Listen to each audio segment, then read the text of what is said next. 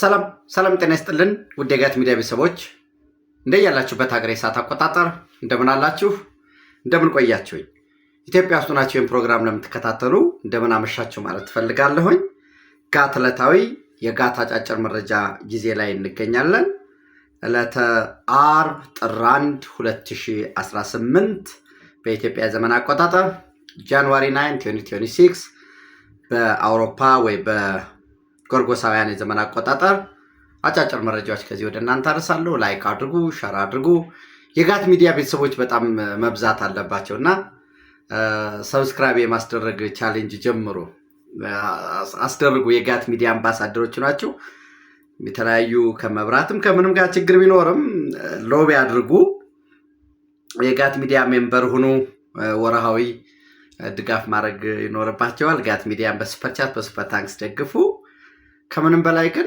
አብራችሁ ስላላችሁ እጅግ የከበረ ምስጋና ይድረሳችሁ የመጀመሪያ መረጃ እንግዲህ የቻይና የውጭ ጉዳይ ሚኒስትር ዋንጊ ኢትዮጵያ ነበሩ በውሎ ፕሮግራም በስፋት ለመዳሰስ እንደሞከርኩት በኢትዮጵያ ቻይና የሁለትዮሽ ግንኙነት ሁለቱ ሀገራት በጋራ ምን መስራት ይችላሉ በመሰረተ ልማት በቴክኖሎጂ ሽግግር በኮሙኒኬሽን በዲጂታላይዜሽን በአርቲፊሻል ኢንተለጀንስ በሮቦቲክስ በዓለም አቀፍ በቀጠናው በአህጉራዊ ጉዳዮች በጋራ ጥቅሞቻቸውንና ፍላጎቶቻቸውን እንዴት ተባብረው እውን ማድረግ ይችላሉ ከመሰረተ ልማት አንፃር የአዲስ አበባ የቀላል ባቡር ኤፊሺየንሲውን የመጨመር ውጤታማ የማድረግ በፍጥነትም በታጠቀው ቴክኖሎጂም በተመሳሳይ የኢትዮ ጅቡቲ ምድር ባቡርን የማፍጠን ከዛም ባለፈ ቻይና የሀገራት ሉዓላዊ መብት ሳይጣስ የማሪታይም አክሰስ ሊኖር ይገባል በሚል በነገራችን ላይ እንትን ስለሌለኝ ነው ይሄ ምንድነው በደንብ ማሳየት ብችል እንዴት አይነት ቁጭት ይፈጥራል መሰላችሁ ቻይና ዙሪያውን ሲአክሰስ ባላቸው ሀገራት ላይ የማሪታይም ልማት አለው ወደቦችን በራሱ በቀጥታ ኦውን አድርጎ ሳይሆን ወደቦች ላይ ኢንቨስት ያደርጋል ኤክሴፕት ከቻይና የወደብ ልማት ነፃ የሆነው ሀገር ኤርትራ ነው አንድም የወደብ ኢንቨስትመንት የለውም ከየትኛውም ሀገር ሊኖረው አይችልም ወደፊትም በዚህ አያያዙ ከቀጠለ ኤርትራ ለምን ወደቡን ሊጠቀም የሚችለው ኔክስት ገቢ ያስፈልገዋል ጅቡቲ ላይ የቻይና ቤልት ኤንድ ሮድ ፕሮጀክት የሚባለው ዋን ቤልት ዋን ሮድ ፕሮጀክትም ጅቡቲን እስከ ደሱ የሚባለው ፕሮጀክት ዲ ጅቡቲ ነው ኢትዮጵያ ኤስ ሳውት ሱዳን ዩ ኡጋንዳ ይህንን የማስተሳሰር በሙሉ ዙሪያውን ብታዩ ኢን ቢሊየን በየሀገሩ ላይ በድምሩ በትሪሊየንስ ዶላር ኢንቨስት ይደረጋል የሀገራትን ሉዓላዊ እንዴት ሊሆን ይችላል ወል ታትስ እንግዲህ የፖለቲካል ወርዶች ስለሆኑ ነው እንጂ የኢትዮጵያ ጥያቄ ሌጂቲሜት የሆነ ሎስት ሲ ቴሪቶሪ ክሌም ነው በግልጽ መነገር ያለበት ኢትዮጵያ በግፍ ወንበዴዎች ያሳጧትን ሲአክሰስ ያንን እኮ ሙሉ እናስመልስ አላልነው ሌጋል የሆነ ያውም ሰጥቶ በመቀበል እሱ ሁሉ ካልተሳካ ቀጣይ ምን ሊሆን እንደሚችል መቼስ ጥንቁልናን የሚጠይቅ አይደለም በዚህ ረገድ ከኢፌድሪ ጠቅላይ ሚኒስትር ክቡር ዶክተር አብይ አህመድ ከውጭ ጉዳይ ሚኒስትር ሌሎች ደግሞ ልኡካኖች አሉ በየደረጃው የተወያዩበት ሁኔታ አለ ዛሬ የኢትዮጵያን ጉብኝታቸውን አጠናቀው የቻይና አፍሪካ ህዝብ ለህዝብ ግንኙነት መድረክ ላይም በአፍሪካ ህብረት አዳራሽ ተገኝተው ነበር ከ200 በላይ ተሳታፊዎች በተገኙበት የቻይና ፕሬዝዳንት የዢን መልእክት አንብበዋል አስተላልፈዋል ዛሬ ከሰዓት ወደ ሶማሊያ ሞቃዲሾ ነበረ በረራ የነበራቸው የኦፊሴላዊ ጉብኝት በዚህ በ1984 ገደማ ነው የቻይና ከፍተኛ ልኡክ የቻይና የውጭ ጉዳይ ሚኒስትር ሶማሊያ ሞቃዲሾን የጎበኘ ከዛ በኋላ በ1991 ሶማሊያ እንግዲህ ዚያድ ባሬም ኮበለለ እንደምታውቁት መጀመሪያ ወደ ኬንያ ኮበለለ ከኬንያ በኋላ ወደ ናይጄሪያ ኮበለለ በነገራችን ላይ ቢቢሲ ያወጣውን አንድ ጽሑፍ በጣም ቆንጆ ጽሑፍ አለ አንብቡት የዚያድ ባሬን አስክሬን ከናይጄሪያ ከህይወቱ ካለፈ በኋላ ከናይጄሪያ አስክሬኑን ወደ ሶማሊያ አምጥቶ ለመቅበር በዛ ወቅት የተሳተፉ ፓይለቶች የሰጡትን ምስክርነት አድርጎ በጣም የጻፈው ጽሑፍ አለ፣ ብታነቡ ደስ ይለኛል። ኤኒዌይስ ከዛ በኋላ ከ1980ዎቹ ከ1984 በኋላ ከፍተኛ የሚባል የቻይና መንግስት በተለይ በውጭ ጉዳይ ሚኒስትር ደረጃ ወደ ሶማሊያ ሞቃዲሾ ጉብኝት አድርጎ አያውቅም። አሁን ሶማሊያ ያለችበት ሁኔታ በጣም አጣብቂ ነው። ከአሜሪካ ከምዕራባውያን ጋር ከፍተኛ ሰጣ ውስጥ ገብታለች። የእስራኤል ሉዓላዊ ግዛቴ ነች፣ ሰሜናዊ ግዛቴ የምትላትን ሶማሌላንድ ህጋዊ እውቅና በመስጠቷ ያ በጣም ተንስ የሆነ ሄክቲክ የሆነ መካረር ውስጥ ነው ያሉ።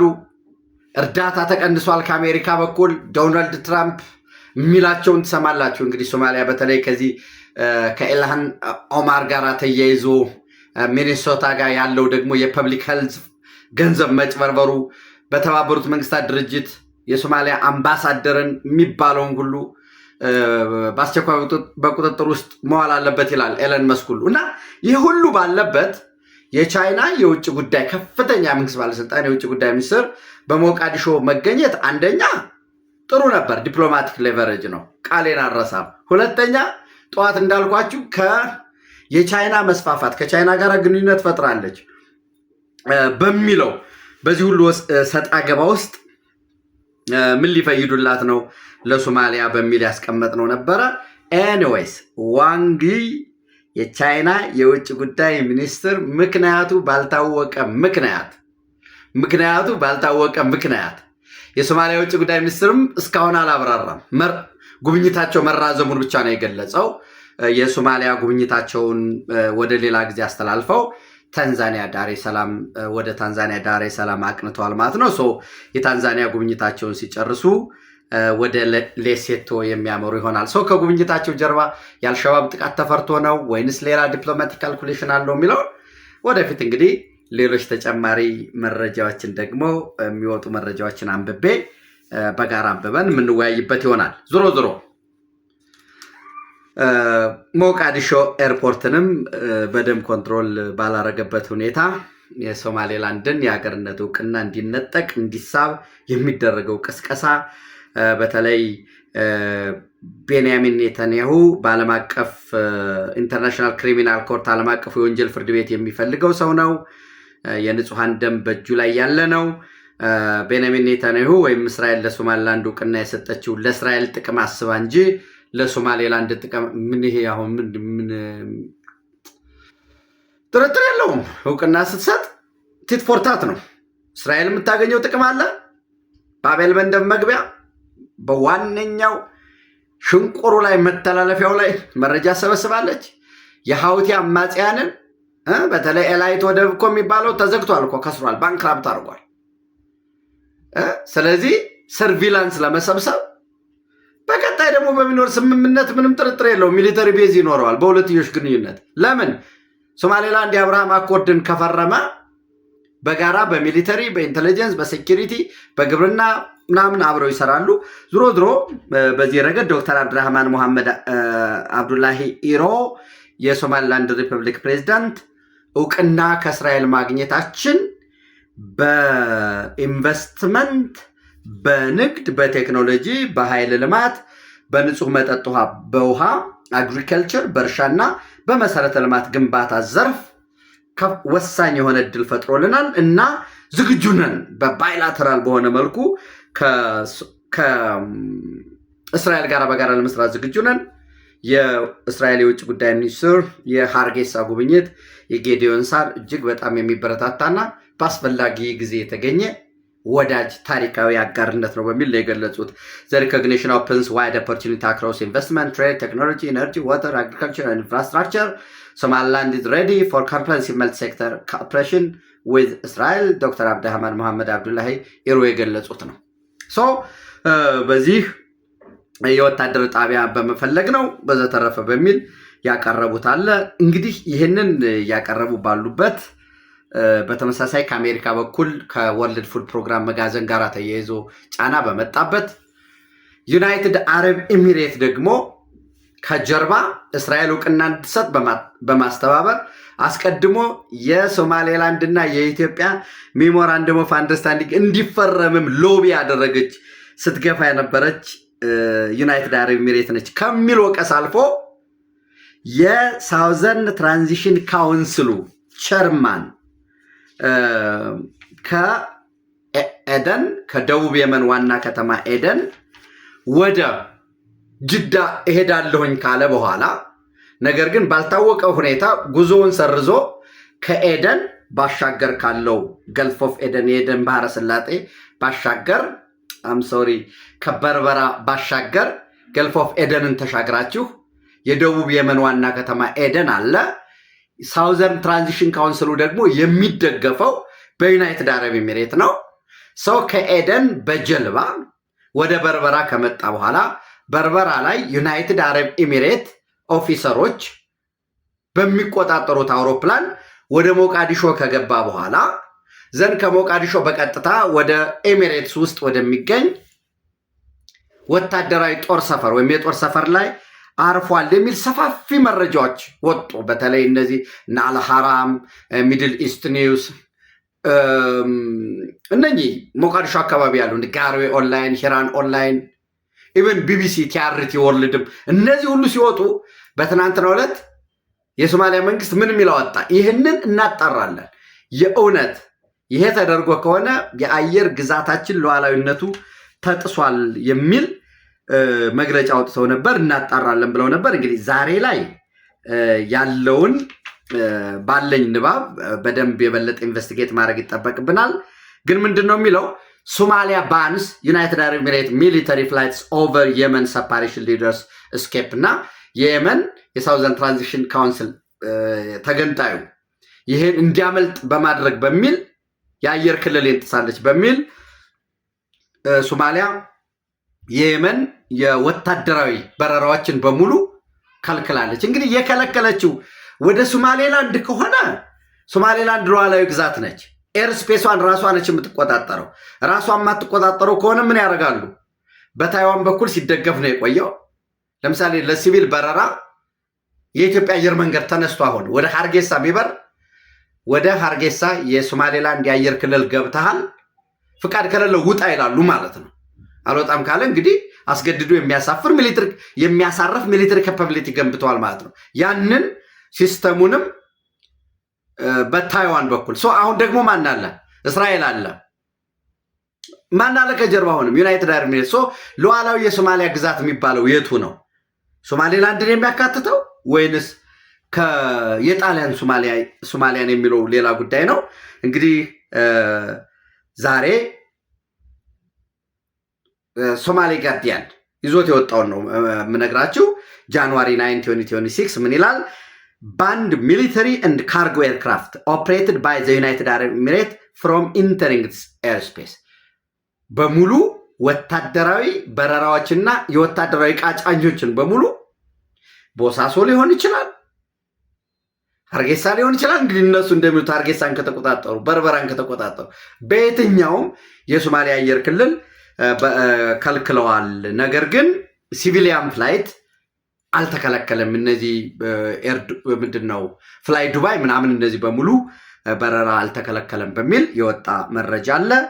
ዩናይትድ አረብ ኤሚሬት behind Israel recognition and may have been lobbying other countries to adopt similar stance ከዚህ ከእስራኤል እውቅና ከመስጠቷ ጀርባ አስቀድሜ እንዳልኳቸው ዩናይትድ አረብ ኤሚሬት አለች። አስቀድሞ ጃንዋሪ 1 2024 የዛሬ 2 ዓመት በፊት በተደረገውም የሶማሌላንድ እና የኢትዮጵያ የሜሞራንደም ኦፍ አንደርስታንዲንግ ስምምነት ጀርባ ዩናይትድ አረብ ኤሚሬት አለች የሚል ይሄ የሶማሊያ ፖለቲከኞች ጥያቄ ነው። ዲሴምበር 26 2025 በባለፈው ዓመት እንበለው እንደ ፈረንጆች ከቆጠር ነው በዚህ እስራኤል እውቅና ስትሰጥ ዛሬም ዩናይትድ አረብ ኤሚሬት ድምጿን አጥፍታ ሌሎች እውቅና እንዲሰጡ እየሰራች ነው በሚል አለ። በውሎ ፕሮግራሜ እንደነገርኳችሁ በተባበሩት መንግስታት ድርጅት የእስራኤል አምባሳደር ዳኒ ዳኖን ሌሎች ብዙ ሀገራት ለሶማሊላንድ እውቅና ለመስጠት ፍላጎት አላቸው። እኛም ሎቢ እያደረግን ነው፣ እየሰራንበት ነው። በቅርቡ እንኳ የደቡብ ሱዳን ኤምባሲ ስታፎች ዲፕሎማቲክ ስታፍ አግኝቼ ነበር ሬዲ በሚል የገለጸው አለ። ኒውዮርክ ካለው አሜሪካ ካለው የሶማሊላንድ ጉዳይ ማስፈጸሚያ ላይዘን ኦፊስ ጋራ በጋራ እየሰራን ነው በሚልም የተቀመጠ ጉዳይ አለ። አጠቃላይ ሶማሌላንድ ጉዳይ ይህንን ነው የሚመስለው። ሌላው እንግዲህ ወደ ቀጣይ ስንሄድ የኢትዮጵያ ባህር ኃይል ከዛሬ ጀምሮ እስከ 16 ለተከታታይ 7 ቀናት በደቡብ አፍሪካ የባህር ኃይል ልምምድ ላይ እየተሳተፈ ነው። እየተሳተፈ ያለው ሪሊ የናቫል ድሪል ላይ የመርከቦች ላይ ወይንስ ቴክኒካል እውቀት በመገብየት ነው የሚለው ሌላ ጉዳይ ሆኖ የኢትዮጵያ ባህር ኃይል በዚህ ዊል ፎር ፒስ የሰላም ፍቃድ ወይም በዚህ በ26 በቻይና በምትመራው የብሪክስ አባል ሀገራት መሪነቱን በዋነኝነት ቻይናን የወሰደችው የኢራን መርከቦች አሉ፣ የደቡብ አፍሪካ በተመሳሳይ የዩናይትድ አረብ ኤሚሬት የግብፅ መርከቦች ይደርሳሉ ተብሎ ነው እየተጠበቀ ያለው። በዚህ ውስጥ እየተሳተፈ ነው። ቴክኖሎጂ የደረሰበትን ሁኔታ ኔትወርክ ቢልዳፕ የማድረግ አብሮ በቀጣይ ጊዜ ደግሞ ለመስራት የሚያስችል በተለይ ኢትዮጵያ ወደ ወሳኝ ባህሯ በምትመለስበት ቅጽበት የንግድ መርከቦችን ደህንነት የማስጠበቅ የመቆጣጠር የእጀባ ፓትሮል የማድረግ የመረጃ ልውውጥ እዚህ ስልጠናው የሚያካታቸው እነሱን ስለሆነ መረጃ የመለዋወጥ መረጃውን ተከትሎ ደግሞ የግብረ መልስ አሰጣጥ የቅንጅታዊ ስራዎች ላይ በዚህ በቂ ልምድ እንደሚያካብት ይጠበቃል። እስከ 16 ይቆያል።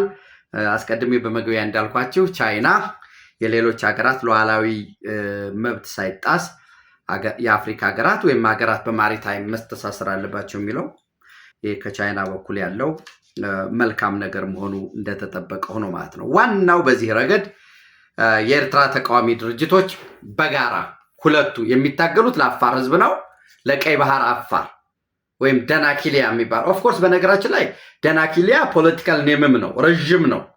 የኤርትራን አፋር፣ የኢትዮጵያን አፋር፣ የጅቡቲን አፋር የያዘው ነው ደናኪሊያ የሚባለው። ይሄ ልክ እንግሊዞች ግሬተር ሶማሌላንድ ያስቡ እንደነበረው ቀደም ያለም የጣሊያንም ኤሌመንት አለው። በተመሳሳይ ፈረንሳይ በቅኝ ግዛት ዘመን ጅቡቲን መያዘችበት ወቅት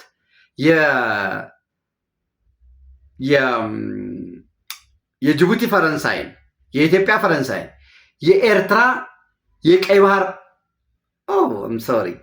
የጅቡቲ አፋርን፣ የኢትዮጵያ አፋርን፣ የቀይ ባህር አፋርን በመያዝ ኔሽን ስቴት የአፋር መንግስት ደናኪሊያ መመስረት ፖለቲካል ኔም አለው።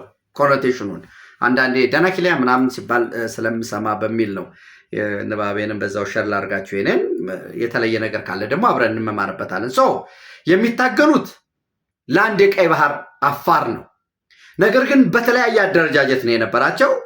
አንደኛው የኤርትራ አፋር ብሔራዊ ጉባኤ የሚባለው ኤርትራን አፋር ናሽናል ኮንግረስ የሚባለው ነው።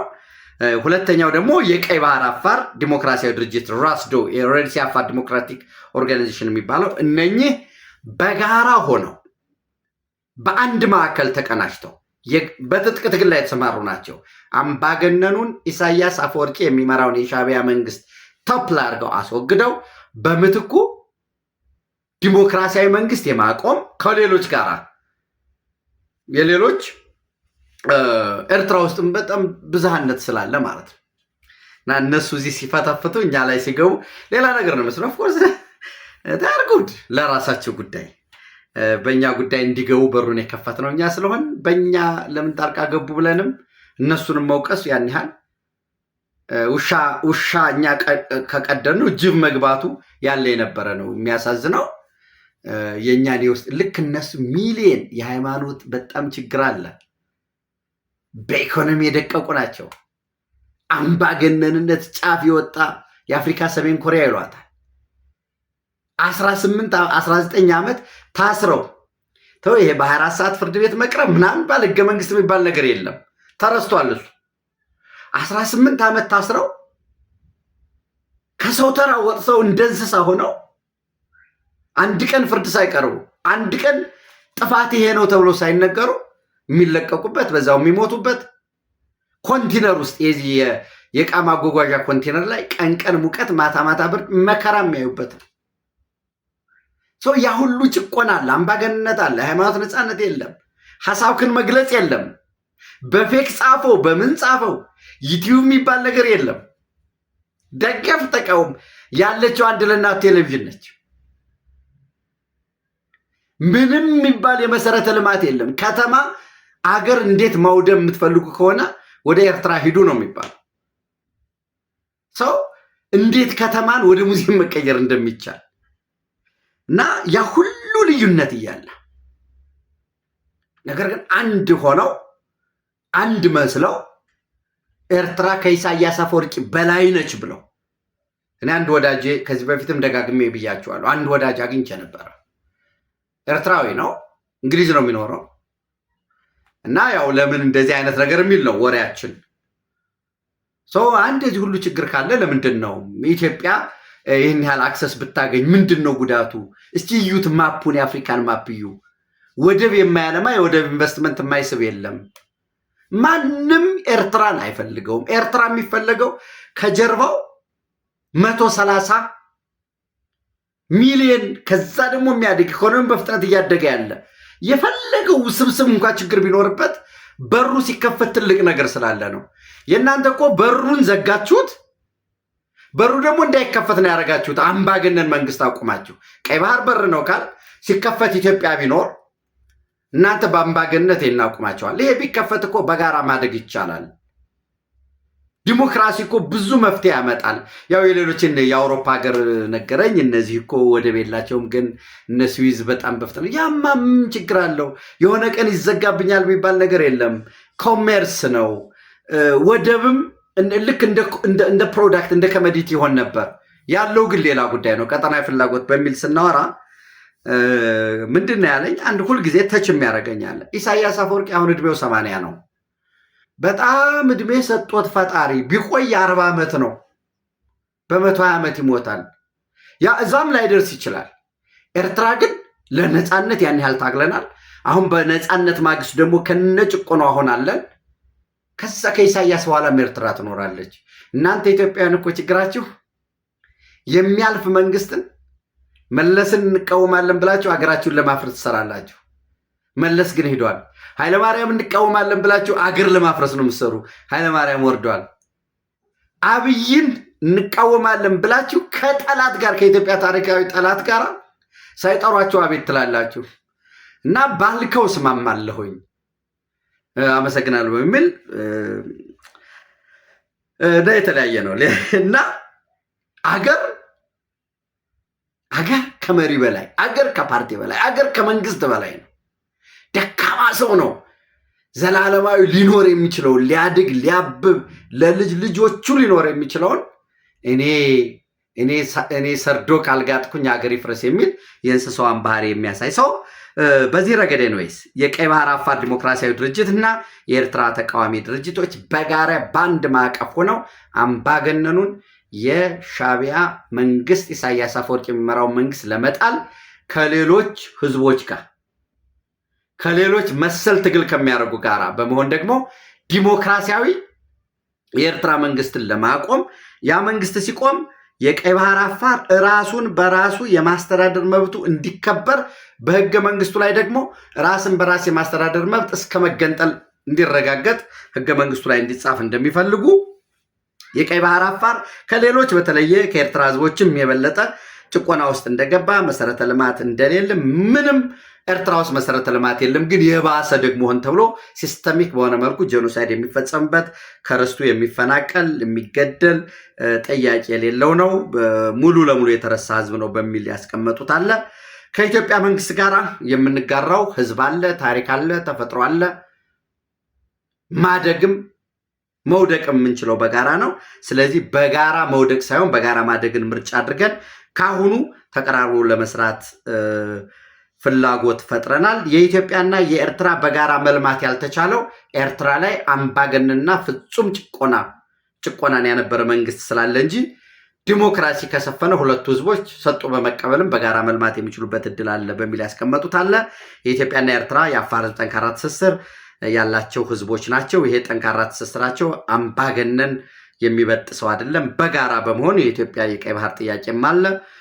በእነዚህና ሌሎች ጉዳዮች በጋራ በቀጣይ ወደፊት እንሰራለን የሚላለን። ለዘገባው ዶይቼ ቬለ አምሃሪክ በትናንትናው ዕለት የኤርትራ ተቃዋሚ ድርጅቶች ስምምነት በሚል ያወጣው ዘገባ መሆኑን ሳይት ማድረግ ስላለብኝ ነው።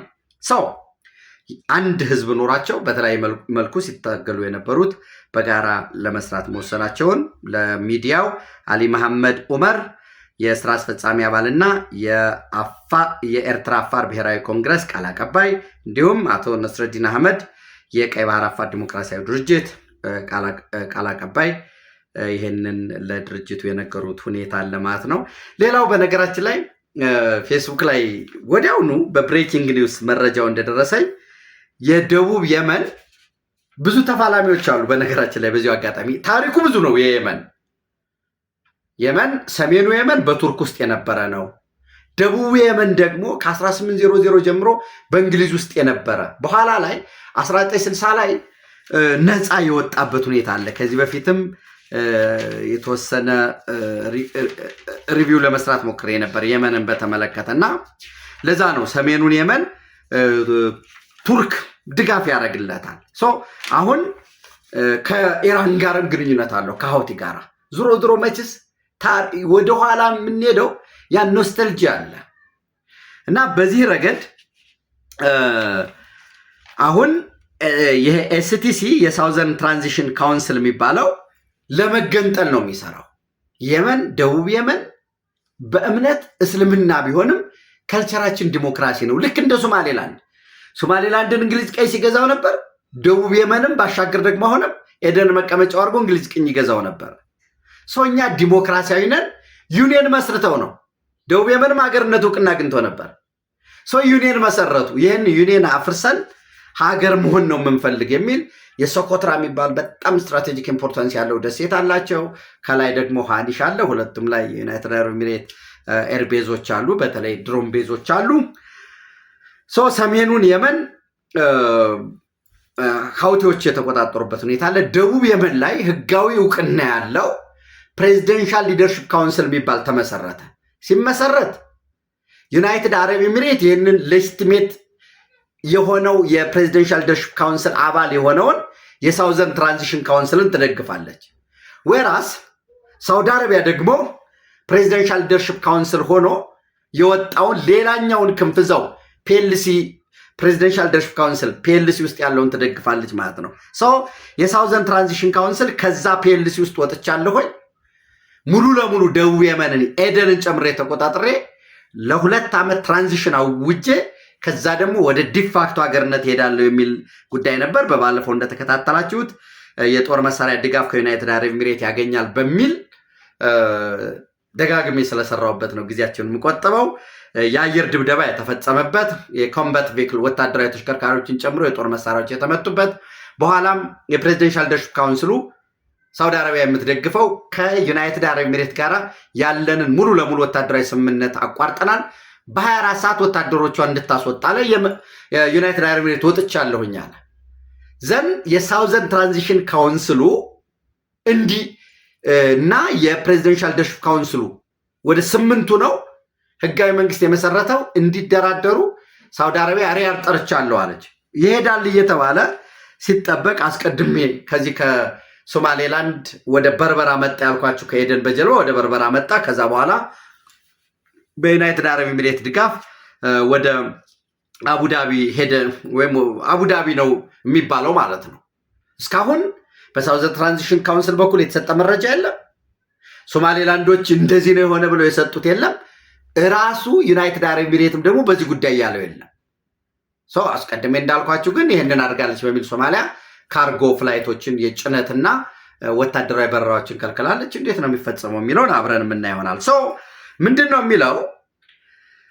ፈርሷል፣ እንዲፈርስ ተወስኗል በሚል ቀረበ ማለት ነው። ወስነናል፣ በቃ ጀስት ሳውዘርን ትራንዚሽን ካውንስል አናውንስስ ዲዞሉሽን አረብ ኒውስ ይዞ ወጣ።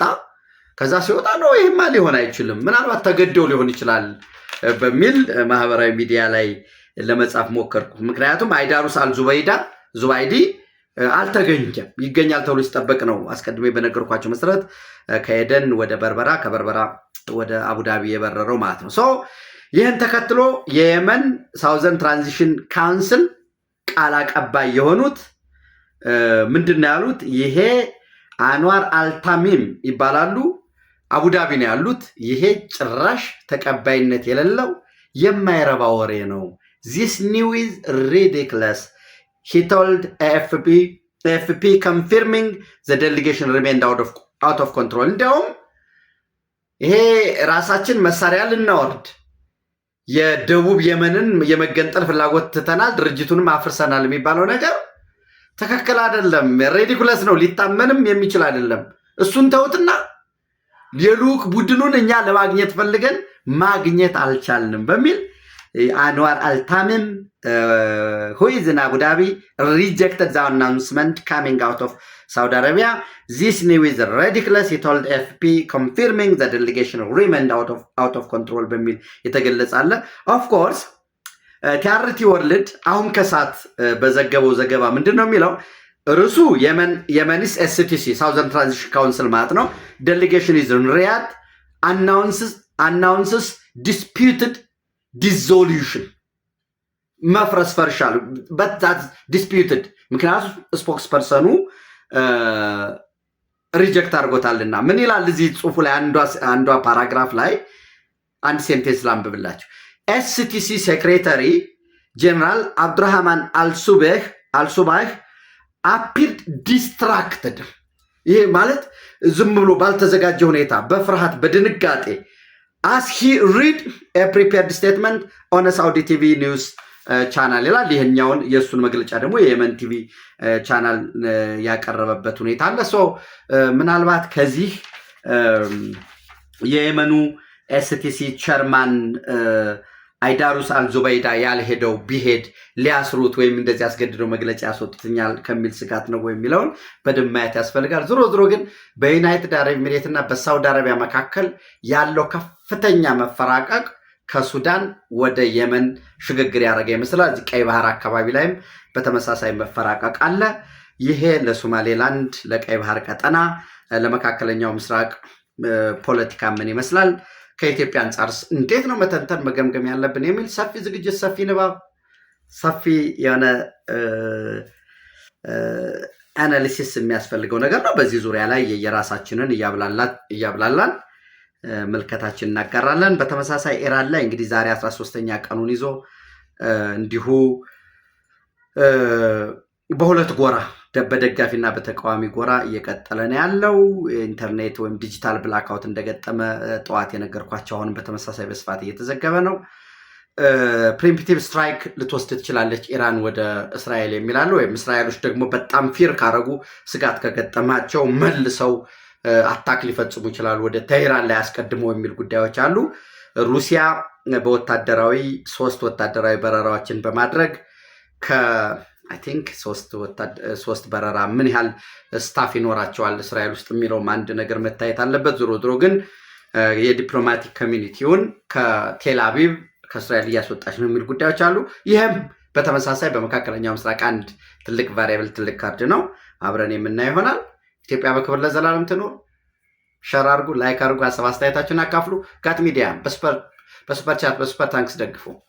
ቴንክ ዩ፣ አመሰግናቸዋለሁ።